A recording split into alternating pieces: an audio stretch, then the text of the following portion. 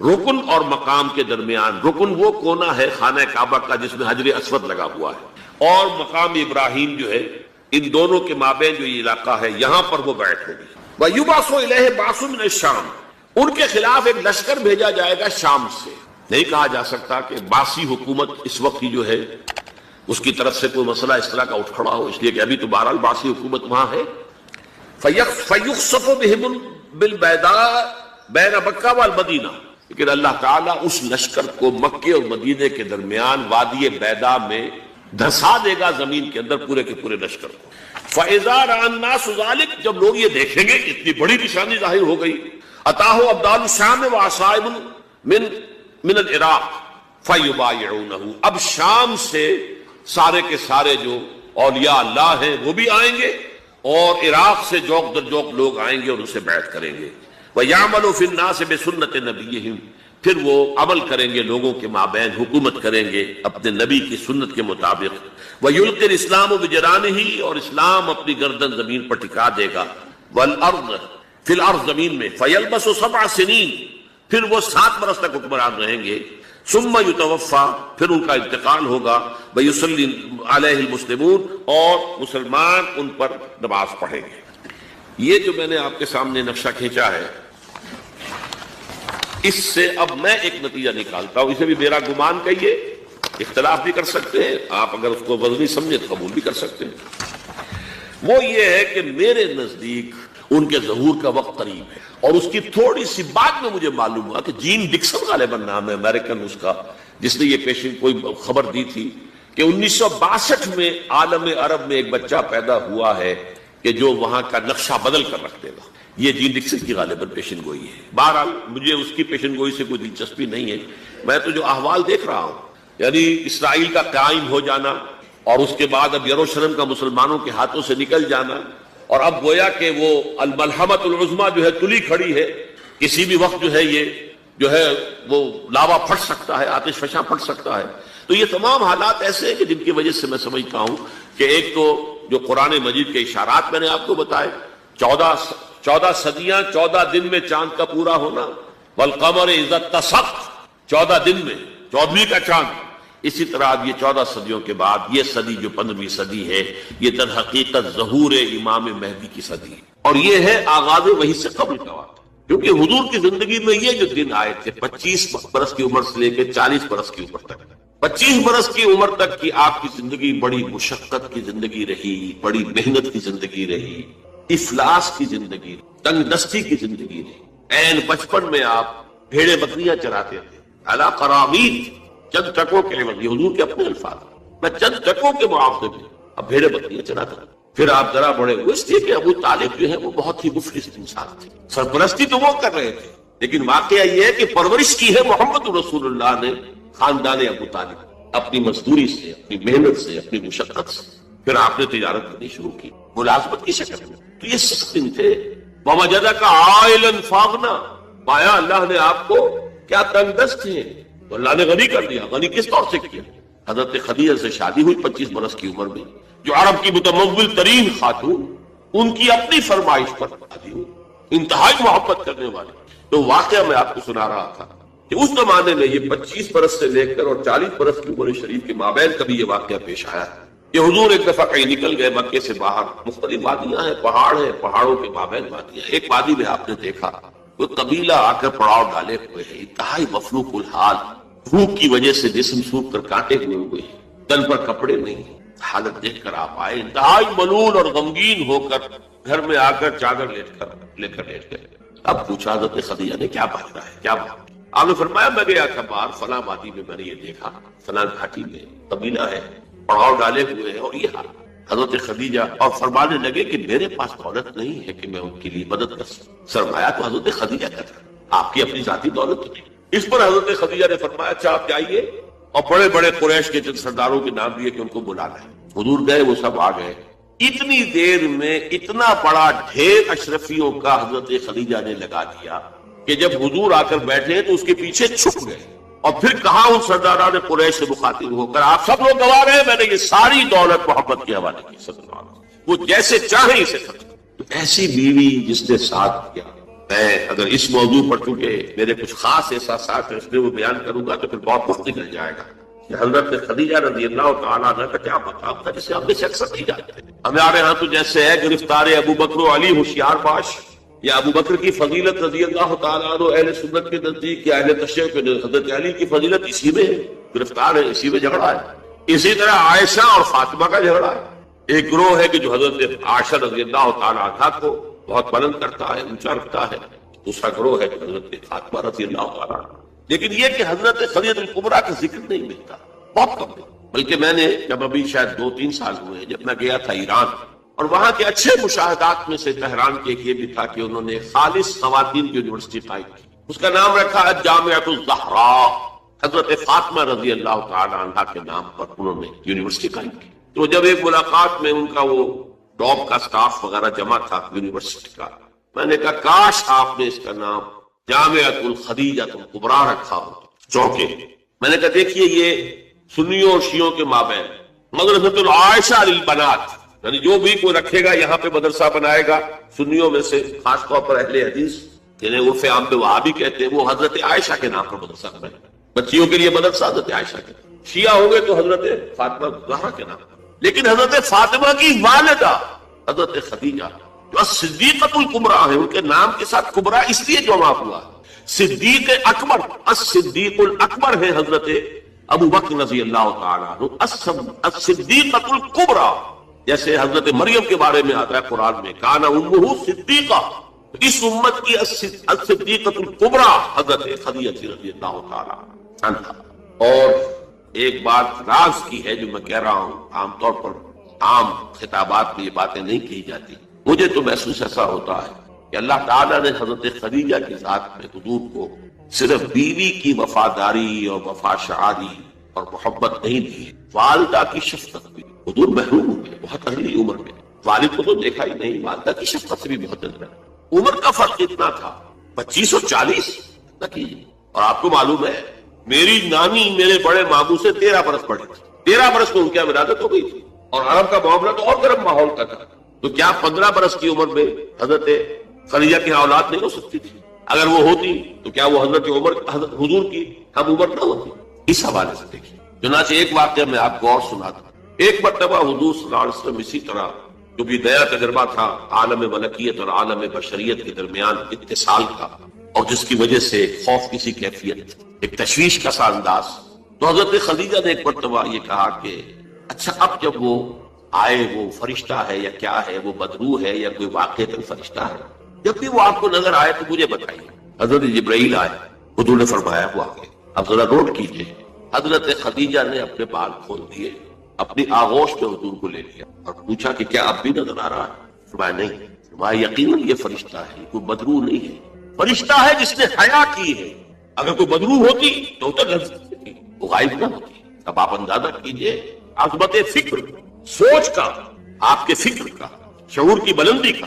بہرحال سن 10 نبوی کا تذکرہ کر رہا تھا، حضرت خدیجہ کا انتقال، ابو طالب کا انتقال، جو ایک پروٹیکشن، ٹرائبل زندگی میں پروٹیکشن، جیسے کہ آج ہی میں پڑھ رہا تھا کہ جو بھی پہلا ایک معاہدہ اوس و خزرج کے درمیان جو مسلمانان یثرب کا اور پھر مہاجرین کو ساتھ شامل کر کے حضور نے کروایا تھا، اس میں یہ شک بھی تھی کہ اگر کوئی ایک مسلمان بھی کسی کو پناہ دے دے گا تو وہ سب کی طرف سے شمار. یہی معاملہ قبائل میں ہوتا تھا، قبیلے کا ایک فرد اگر کسی کو شخص کو پناہ دے دیتا ہے تو وہ پورے قبیلے کی طرف سے. اس حوالے سے خاندان بنو ہاشم کی سرداری تھی ابو طالب کے پاس، اور وہ پروٹیکشن دے رہے تھے محمد عربی صلی اللہ علیہ وسلم. اگرچہ ایمان نہیں لائے لیکن وہ ایک طبی محبت تھی، اور اس طبی محبت کی بنیاد پر انہوں نے خاندان بنو ہاشم کا سایہ کیا ہوا تھا حضور پر صلی اللہ علیہ وسلم. اب ظاہر بات ہے کہ اگر بقیہ دوسرے قبیلے جو تھے اس کے سردار وہ اگر کوئی اقدام کرتے حضور کے خلاف تو یہ گویا کہ بنو ہاشم کے خلاف اعلان جنگ ہو جاتا اور ان فائٹنگ شروع ہو جاتی، خانہ جنگی، سول وار مکے میں شروع ہو جاتا. یہ وجہ ہے کہ 10 برس تک اس اقدام کی ضرورت انہیں نہیں.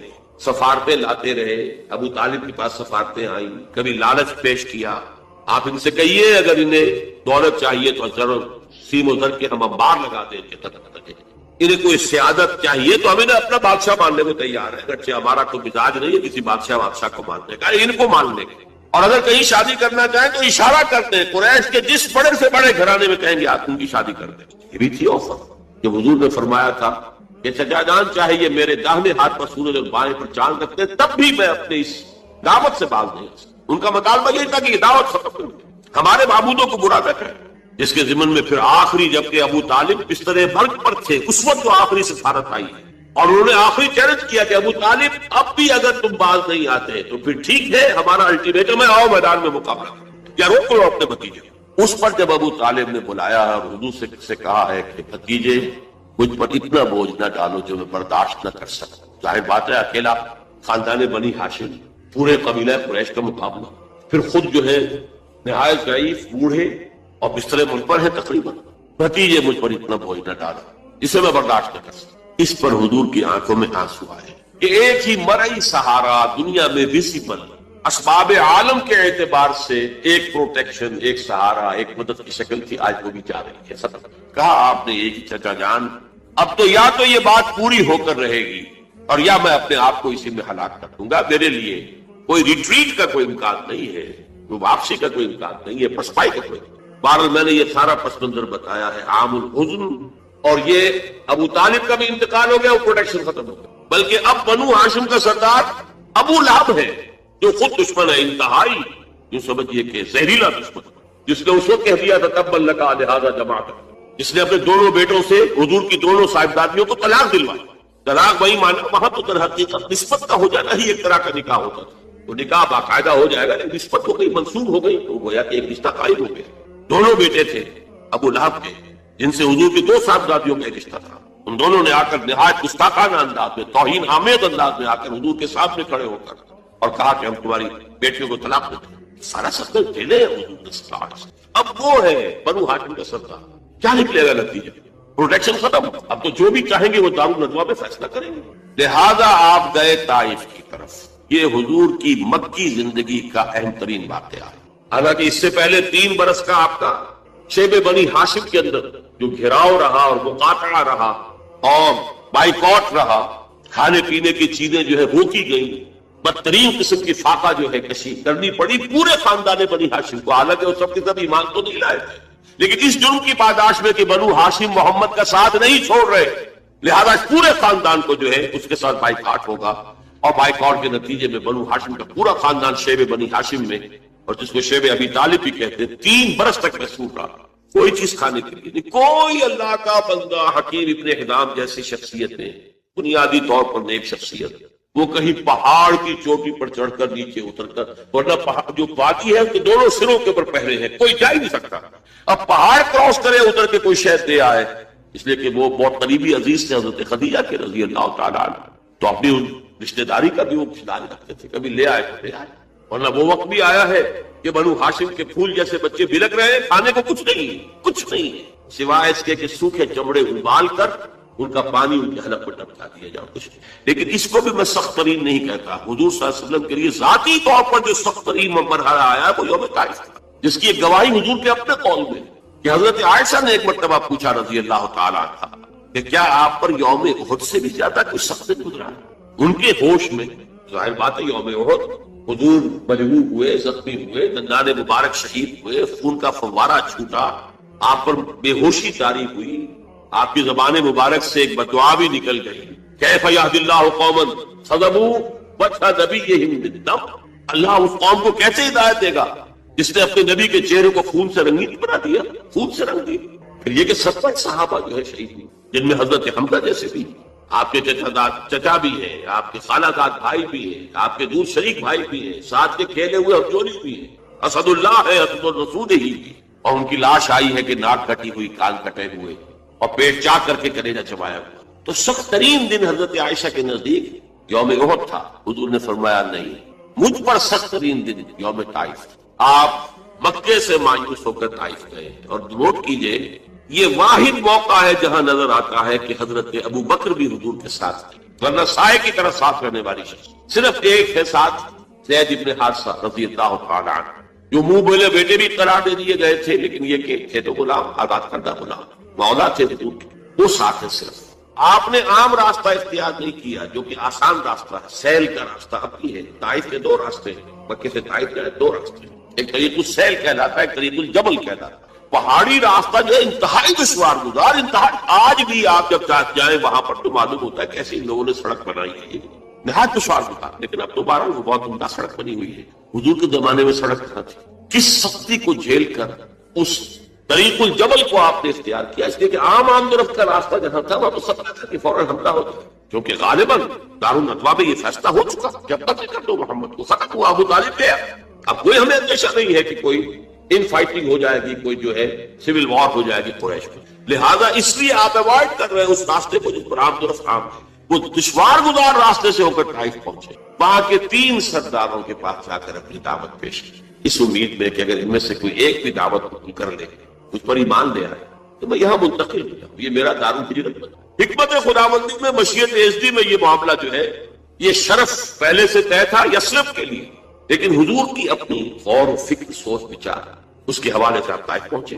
تینوں نے جو جواب دیے ہیں کلیجے سے پار ہونے والے جوابات، ایک جگہ فوراً جب روانہ ہو جاؤ یہاں سے، اس لیے کہ ہو سکتا ہے تم سچے ہو، واقعی رسول ہو، تو میں نے کوئی توہین کر دی تو میں مارا جاؤں گا، اور ہو سکتا ہے تم جھوٹے ہو تو جھوٹے کو میں منہ لگانا نہیں چاہتا، لہٰذا روانہ ہی۔ ایک جگہ تمہارے سوا کوئی نہیں ملا تھا اللہ کو رسول بنانے کے لیے، یہ جو قرآن مجید میں بھی آیت کوٹ ہوئی ہے، من قریتین عظیم، یہ جو کوئی رجل ہوتا، کوئی شخص جو ان 2 بستیوں میں بڑی عظمت پانا ہوتا، دولت پانا ہوتا، ولید ابن مغیرہ کی طرح اس کی جائیداد مکے میں بھی ہوتی، مدینے اور طائف میں بھی ہوتی، تو ایسا شخص نہیں ملا تھا اللہ کو کوئی نبی بنانے کے لیے۔ تم جیسا یتیم مفلوق الحال، جس کا اپنا کوئی سرمایہ تھا ہی نہیں، جس کے لیے سرمایہ بھی اگر کوئی تھا تو بیوی کا تھا، وہ اللہ نے چنا۔ بہرحال آپ ان سے مایوس ہو کر روانہ ہونے لگے تو اشارہ کر دیا، جنہیں اسٹریٹ ارچنز آپ کہتے ہیں، یہ چھوکرے گلیوں کے آوارہ، کہ ذرا ان کی خبر دو۔ انہوں نے پتھراؤ شروع کیا۔ اب ظاہر بات ہے کہ حضرت زید ابن حارثہ اگر وہ سامنے سے آ کر حضور کو شیلڈ کرتے ہیں، وہ پیچھے سے پتھراؤ کرتے ہیں، سائڈ سے کرتے ہیں، وہ پیچھے جاتے ہیں تو سامنے سے پتھر آ رہے ہیں، تاک تاک کر ٹخنے کی ہڈی کو نشانہ بناتا ہے، اور یہ کہ اس سے جو خون بہ رہا ہے وہ جا کر نالین کے اندر جم گیا ہے۔